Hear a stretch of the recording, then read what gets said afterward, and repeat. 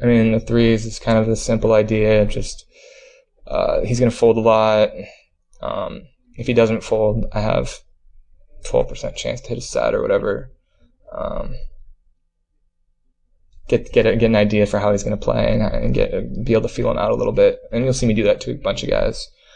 Flat the queen jack in the top left and open the aces in the bottom left. The ace is going to be standard, just a bet on most runouts. The queen jack, I really don't like raising on this board because it's rainbow. If it were two-tone, I would like raising, or if I had something like jack 9, I would like raising a little bit better.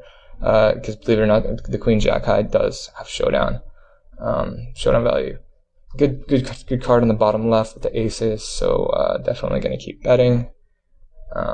And I got a great run out there, so getting to bet just real big here and hope that I can represent this draw, and he'll call me with like queen jack, queen king, or queen 10 or something.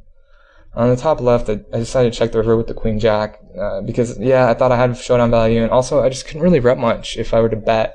I could potentially rep a 10.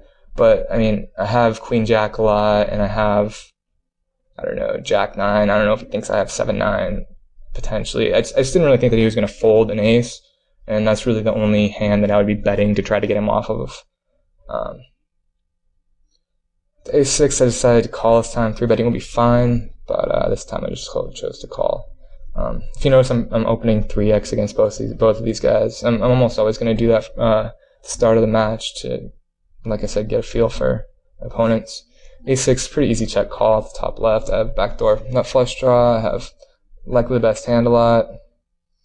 9-7 is easy bet because there's so many good turn cards for me. A 6 is good, a 10's good, a diamond's good. Obviously, if I pair up, that's pretty good too. And like a king or a queen is good for me to bet on the turn. Top left with the a6, I'm definitely not folding the turn once I improve to second pair.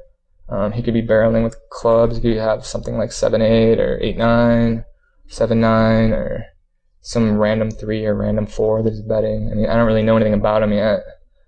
It's kind of interesting that he checked back king 10 on that river there. I don't really think that's a good check back. I think he needs to be betting that like super, super often.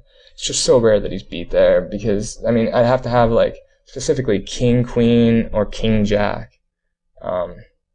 And I could certainly have something like king 9 or even king 8. It seems somewhat reasonable.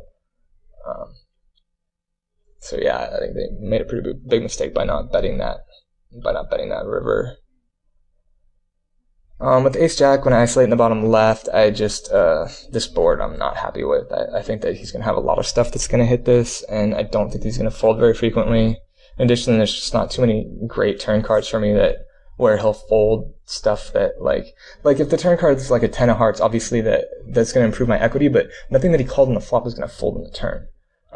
So I decided to check back.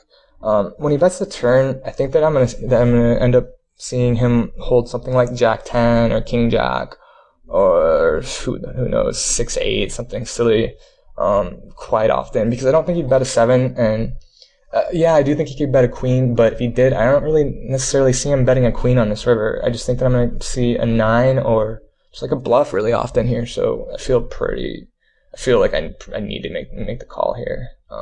Especially when he bets 47. I think a 9 would bet bigger than that. So, I mean, I had the right read, but just happened to have a pair turned into a bluff, which is somewhat annoying, but whatever. I'm not going to make a big deal out of it.